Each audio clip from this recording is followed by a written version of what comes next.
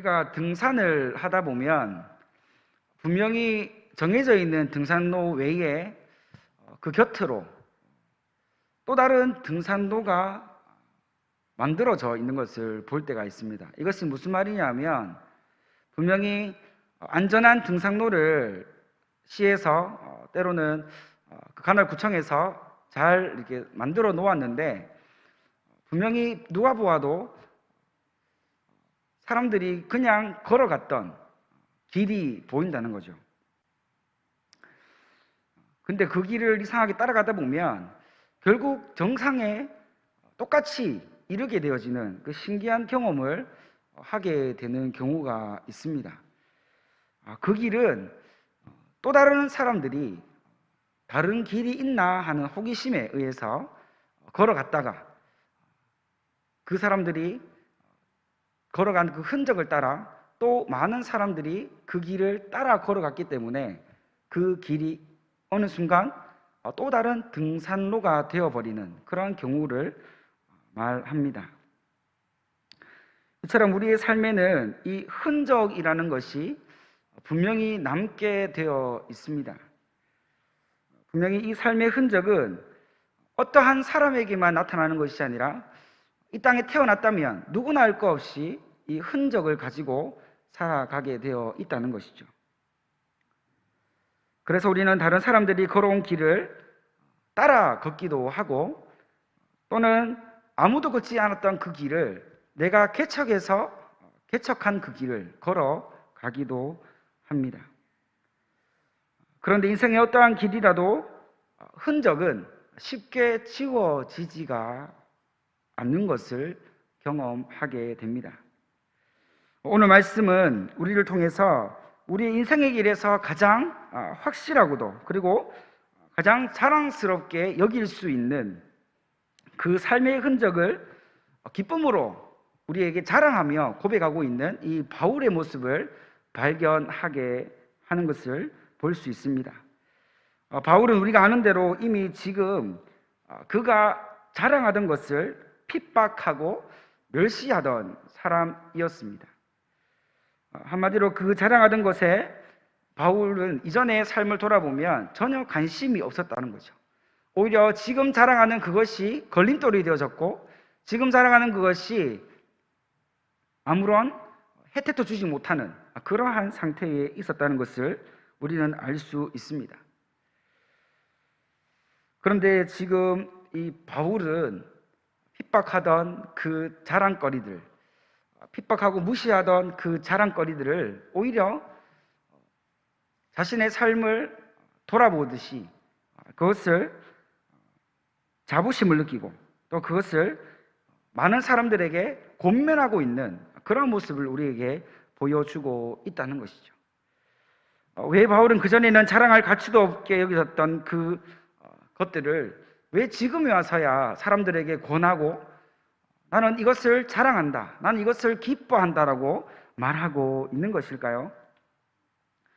오늘 말씀을 통해 그 이유가 무엇인지 우리는 살펴보게 될 것입니다. 우리가 함께 읽은 이 본문은 갈라디아서 전체를 통틀어서 최종적으로 마지막으로 결론을 주고 있는 부분입니다. 11절과 18절에서는 바울은 그가 정말로 자랑하고 싶었던 그리스도의 십자가의 복음, 그 복음을 강력하게 많은 사람들에게 자랑하고 있는 것을 볼 수가 있습니다. 그 이전에는 십자가의 이 그리스도의 복음, 예수 그리스도에 대한 이 모든 것들을 부정하던 이 바울이 이제는 그 예수 그리스도의 십자가 없이는 살 수 없게 되는 그러한 기적 같은 역사를 우리에게 보여주고 있다는 것이죠. 바울은 자신의 삶을 우리가 한번 돌아보게 되면 그는 이 십자가 외에는 다른 것을 절대로 자랑하지 아니하겠다고 결단했던 사람임을 알 수가 있습니다. 유명한 바울의 고백이 있지 않습니까? 십자가 외에는 이것 모든 것들을 배설물 여기고 나에게 더 이상 중요하지 않게 여기겠다라고 하는 그런 믿음의 고백을 우리에게 했음을 기억할 수가 있습니다. 11절에 보면 바울 자신이 갈라디아서 결론 부분을 어떻게 했다고 기록하고 있습니까? 손수 큰 글자로 기록하고 있다는 것을 우리에게 알려주고 있습니다. 이 바울은 많은 학자들에게 알려진 대로 대부분의 서신을 자신이 쓰기보다 대피를 사용하여서 기록했다는 것을 알려주고 있습니다. 그 이유가 바울의 시력이 매우 약했기 때문이죠. 그래서 그 이전에는 바울이 말하고 대필자가 대피를 하고 그렇게 기록하였다가 이 11절에 들어서는 이 갈라디아서를 마무리하는 이 결론의 부분에 와서는 그 대필자가 쓰던 붓을 건네받아서 자신이 약해진 그 시력을 최선을 다해서 큰 글자로 쓰고 있는 그런 모습을 우리에게 떠올리게 합니다. 왜 11절부터 18절 말씀까지 바울이 직접 쓰려고 했을까요? 그 이유가 궁금하지 않으십니까? 그 이유는 바울이 이 갈라디아서를 마무리하면서 정말로 이 그리스도인들에게 자신이 해주고 싶은 말, 자신이 정말로 해야 될 그 말을 강조하고 싶었기 때문입니다. 12절에서는 바울 자신과 대립관계에 있던 이 대적자들을 향해서 그들의 실체를 낱낱이 밝히는데 그 상당 부분을 할애하고 있는 것을 볼 수 있습니다. 여기서 말하는 바울의 대적자라고 하면 여러 가지 뉘앙스가 있을 수 있겠지만 확실한 것은 당시 바울을 괴롭히던 그리스도의 복음을 박해하던 대부분의 많은 그리스도를 부정하던 이러한 유대인들이었음을 알 수 있습니다. 바울은 그 유대인들이 이방인들을 향해 자신들은 율법을 철저히 지키는 사람이라는 인상을 주는 것을 굉장히 중요시 여겼습니다. 이방인들이 그리스도를 믿느냐 아니면 유대교로 오느냐 이것을 판가름하기 위해서 고민하고 있을 그때에 이 유대인들은 자신의 율법을 얼마나 잘 지키고 있는지, 자신이 할례를 얼마나 중요시 여기고 있고 율법의 의식을 얼마나 중요하게 생각하고 거룩하게 살아가고 있는지, 구별되어져 살아가고 있는지를 보여주는 것을 굉장히 중요하게 생각하는 사람들이었습니다. 그러한 노력을 이미 바울은 알고 있으면서도 불구하고 그들을 향해서 바울은 이렇게 평가하고 있는 것을 오늘 말씀은 우리에게 알려주고 있습니다. 율법을 철저히 지키고 살아가는 그들의 모습, 그것을 보면서 바울은 그들을 이렇게 평가합니다. 육체의 모양을 내려 하는 자들, 육체의 모양을 뽐내려고 하는 자들이라고 평가합니다. 바울이 이렇게까지 표현하고 있는 것은 이 바울을 대적하면서 그리스도의 복음을 와해하고 그 복음을 아무것도 아닌 것처럼 여기는 그들의 삶이, 그들이 보여주고자 하는 그러한 꾸미는, 그러한 뽐내려고 하는 그들의 삶이 얼마나 부정하고 또 잘못된 것인지를 많은 사람들이 이 실체를 알아야 될 필요가 있었기 때문입니다. 그들은 자신이 율법을 얼마나 중요시 여기며 또 그 율법을 지키는 일에 상당한 부분을 할애한다는 이것을 사람들에게 보여야만 했습니다. 그래서 유대교로 개종하려고 하는 이방인들에게는 그들은 굉장히 엄격한 잣대를 가지고 할례와 율법 의식을 강조했습니다. 할례를 받지 않으면, 율법 의식을 따르지 않으면 결국 그들은 하나님의 자녀들이 아니며 하나님의 백성들이 아니며 그들이 섬기고 있는 모든 것들이 헛되고 헛될 뿐이라는 것을 강조하면서 그들을 향해서 계속해서 자신들과 같이 할례를 받고 정결의식을 따르고 율법의식을 따라야 한다는 이것을 강조했습니다. 그들은 바울이 말하고 있듯이 같은 유대인들에게 자신들의 결백성, 율법을 잘 지키고자 하는 그들의 진실된 마음, 이런 것들을 나타내 보여야만 했습니다. 만약에 이런 것들이 같은 유대인들에게 발견되어지지 않고 혹 그들이 율법을 따르지 않는다고 생각하게 되어지면 곧바로 같은 동족임에도 불구하고 핍박하고 박해하고 율법을 따르지 않는 그 이유 때문에 많은 어려움을 당하게 되는 그 당시의 상황이 있었습니다. 그래서 그들은 어쩔 수 없이 그렇게 해야만 하는 그런 상황이 되었다는 것이죠. 바울은 이것을 너무나 잘 알고 있었습니다. 유대인들, 정말 특별히 이 열심을 가진 유대인들의 삶을 바울은 이미 살아봤던 경험이 있기 때문에 그들이 왜 그렇게 해야만 하는지에 대해서도 너무 잘 알고 있었던 것이죠. 그래서 이 실체를, 이것을 알지 못하는 많은 이방인들에게 알려주고 싶었던 것입니다. 12절 후반절에 보면 바울은 이를 정확하게 우리에게 밝히고 있습니다.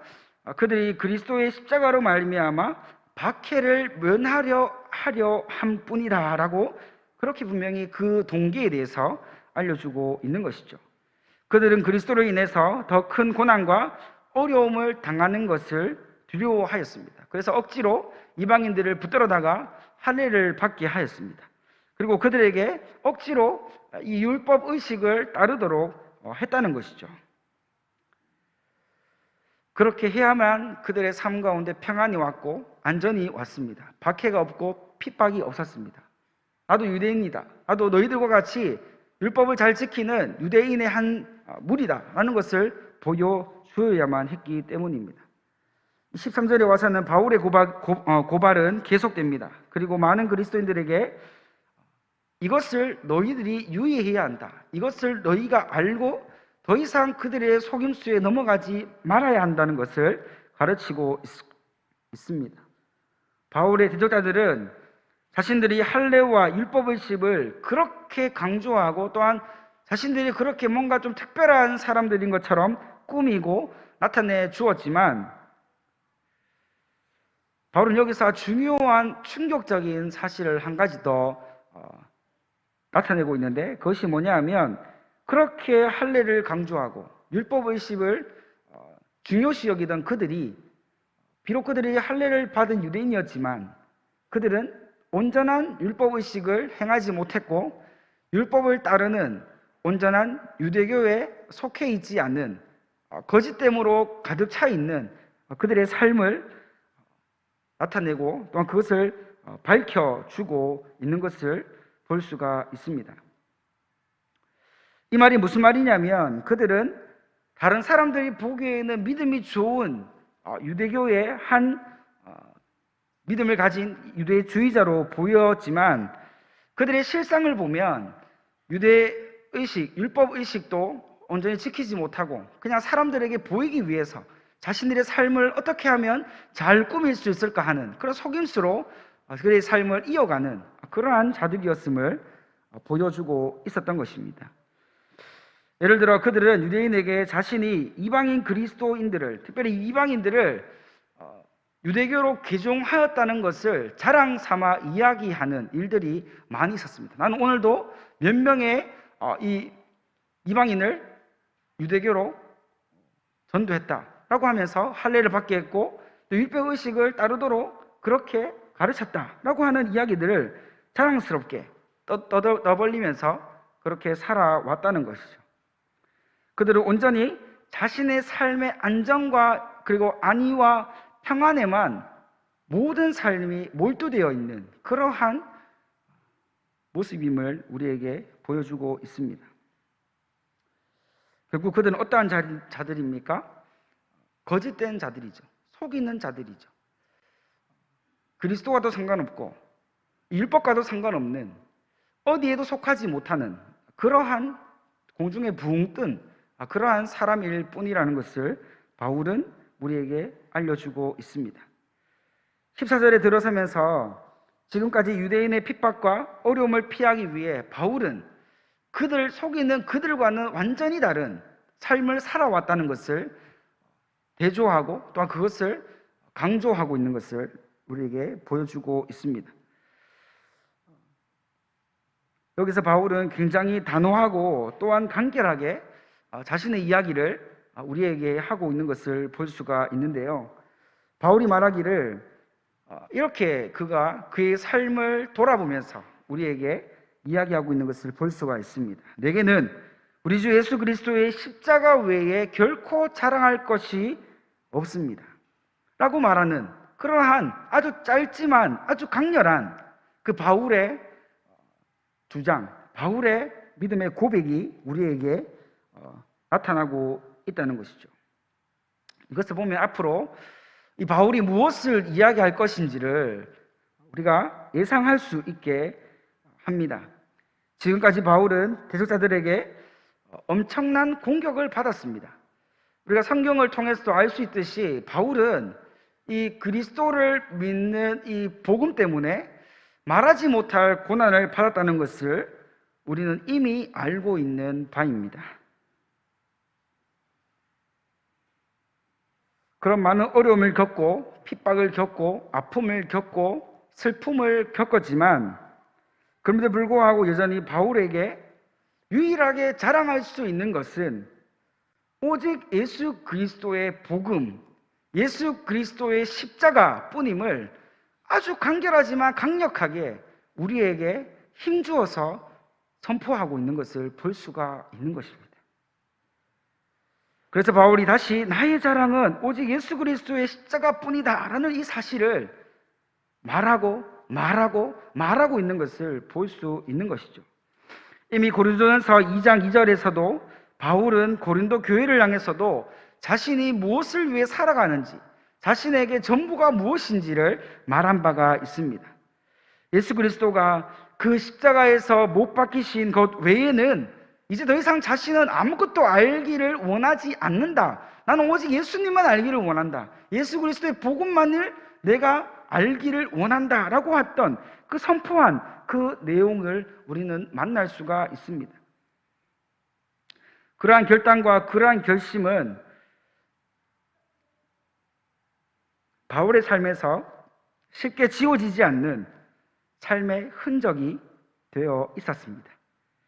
그리스도의 십자가의 흔적이 이미 바울의 삶의 모든 시간들 속에 깊게 새겨진 삶의 흔적이 되어 있었던 것입니다. 오직 예수 그리스도 외에는 알기를 원하지 아니한다. 나에게는 오직 예수님만 필요하다. 예수 그리스도의 십자가만이 나에게 힘이고 나의 능력이며 나의 모든 것이 된다라고 하는 이런 믿음의 고백을 바울은 어디에서나 언제나 많은 사람들에게 선포하고 이것을 자랑 삼아 이야기할 수 있는 사람이 되었던 것입니다. 예수님 말고는 자신의 삶을 표현할 수도 없고 또한 자신의 삶에 예수님의 십자가 외에는 어떤 것도 자랑할 것이 없다라고 말하는 이 바울을 통해 우리는 우리의 삶에서 지금 무엇을 자랑하고 있고 무엇을 나타내려고 하고 있는지 우리는 깊이 생각해 보아야 될 줄 믿습니다. 바울은 말합니다. 나는 예수님 말고는 자랑할 것이 없습니다.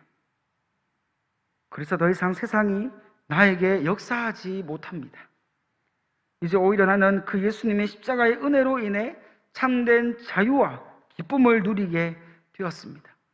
그러므로 나에게 예수님의 십자가의 복음이 전부이며 그 은혜로 나는 새 생명을 얻었습니다 라고 말하는 이 바울의 믿음의 고백을 우리는 보게 되는 것이죠. 이러한 고백을 오늘을 살아가는 우리에게서 하나님이 그 어떤 고백보다 듣고 싶어 하지 않으시겠습니까? 저는 확신합니다. 우리가 이러한 믿음으로 예수님을 자랑하고 십자가의 복음을 자랑하며 살아갈 때, 또한 그 기쁨이 우리의 삶을 충만하게 인도해 갈 때, 그렇게 되면 하나님이 천국에서 천사들 앞에서 하나님을 자랑하고 그리스도의 십자가를 자랑하는 우리를 또한 천사들 앞에서 자랑하시고 또 우리가 하는 모든 삶을 기뻐하시리라 믿습니다.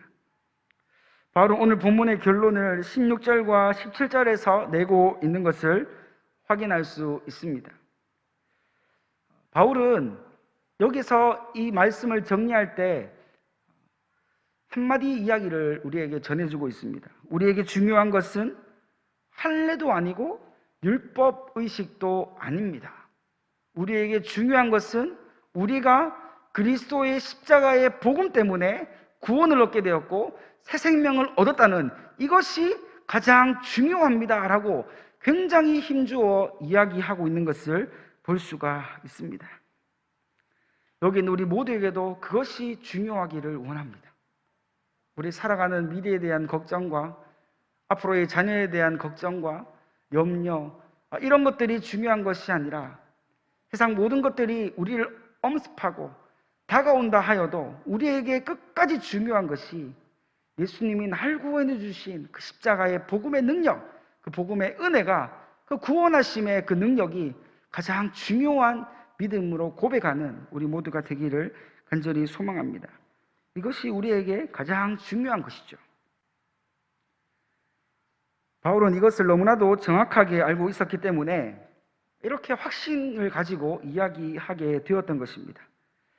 바울은 그리스도의 십자가의 복음의 능력을 이미 경험하였습니다. 다메섹 도상에서 밝은 빛으로 임하시는 그 주님을 만난 그 이후부터 그의 삶이 완전히 바뀌었지 않습니까? 그냥 바뀌는 것처럼 보이는 것이 아니라 그의 삶을 완전히 달라졌습니다. 이것을 보면 이 바울은 확실하게 그리스도의 복음에 대한, 그리스도의 그 십자가에 대한 능력을, 그 흔적을 가진 사람임을 우리는 분명히 알 수가 있는 것이죠. 바울은 모든 사람들이 우러러볼 만큼의 수준 높은 삶을 살았던 사람입니다. 가진 것도 많았고 아는 것도 많았습니다. 그는 모자랄 것이 없었고 아실 것이 없는 사람이었습니다. 그런데 그러한 바울이 역설적으로 예수님 때문에 그가 가지고 있는 모든 것을 다 잃어버린 삶을 자처했습니다. 그런데 그는 그 이전보다 더 기쁘고 황홀한 삶을 살기 시작했습니다.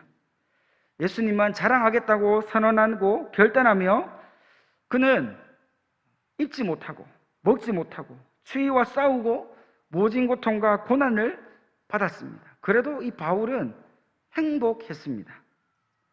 뿐만 아니라 그는 고린도후서 1장 8절에서 자신이 당한 고난의 시간을 떠올리며 이렇게 이야기하는 것을 보게 됩니다. 내가 힘에 겹도록 심한 고난을 당하여 살 소망까지 끊어지고 라고 말하며 그 어려움의 순간, 고난의 순간, 그 슬픔의 순간이 정말 참기 어려웠지만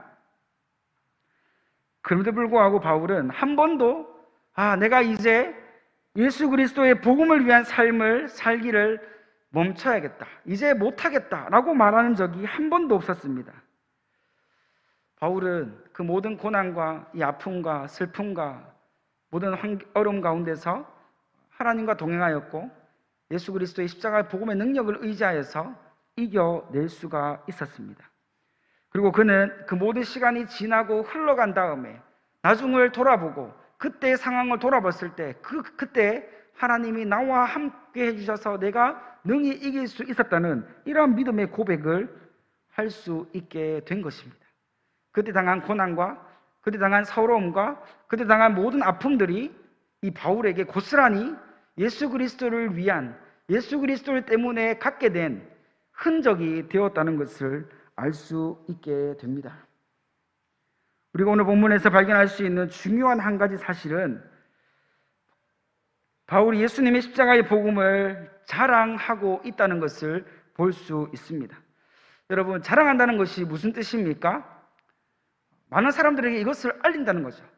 나에게 이러한 일이 있었다, 내가 이런 것을 경험했다, 내가 좋은 것을 경험했다, 이런 것들을 알리는 것이죠.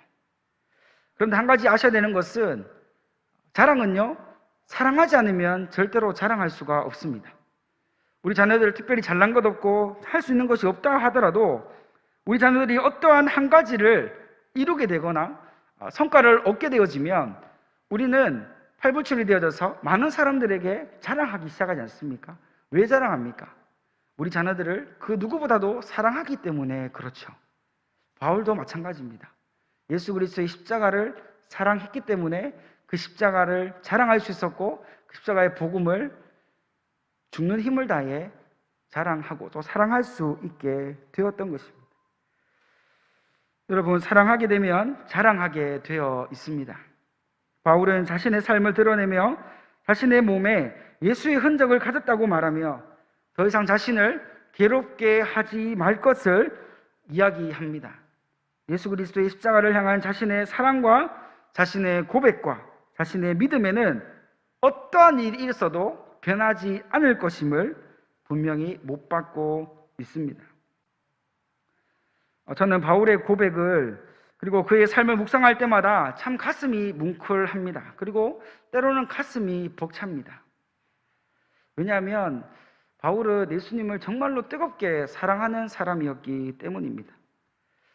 어쩌면 우리는 오늘 살아가는 우리의 모습 가운데 앞에서 우리가 살펴보았듯이 신실하지 못한 그 유대인들, 핍박받지 않기 위해서, 자신의 삶의 안전을 위해서 어쩔 수 없이 많은 사람들을 속이고 또 그들에게 거짓된 말을 쏟아냈던 그 유대인들과 같이 우리도 예수님을 믿고 따르고 있다고는 하지만 발과 같이 정말로 예수님을 사랑하여서 그 예수님을 자랑하고 있는가, 이 사실을 우리는 분명히 점검해 보아야 할 것입니다. 앞에서 말씀드렸지만 사랑하면 자랑하게 되어 있습니다. 사랑하면 예수 그리스도를 위해 얻는 그 모든 흔적이 우리에게 아픔이 아니라 오히려 영광이 되어지고 기쁨이 되어진다는 이 사실을 우리는 발견할 수 있습니다. 우리에게도 예수님을 믿는 그 믿음 때문에 새겨진 그 흔적, 그 스티그마가 반드시 발견되기를 소망합니다. 여기서 흔적이라고 하면 한번 새겨지면 지워지는 그런 흔적이 아닙니다. 이 흔적은요, 한번 새겨지면 절대로 지워지지 않는 그 흔적이 바로 이 스티그마입니다. 우리의 삶의 마지막에 우리가 가진 이 스티그마, 예수 그리스도를 얻는 이 흔적 때문에 마지막 날에 주님 앞에 설 때에 정말 기쁨의 눈물을 흘릴 수 있는 우리의 삶이 되어지기를 간절히 소망합니다. 간절히 바랍니다. 사랑하는 인동교회 모든 성도님들이 이 바울과 같이 우리에게 주신 십자가의 복음 앞에 예수 믿는 그 믿음의 선명한 흔적을 가지고 오늘도 내일도 주어진 모든 삶을 믿음으로 살아낼 수 있기를 간절히 소망합니다. 기도하겠습니다.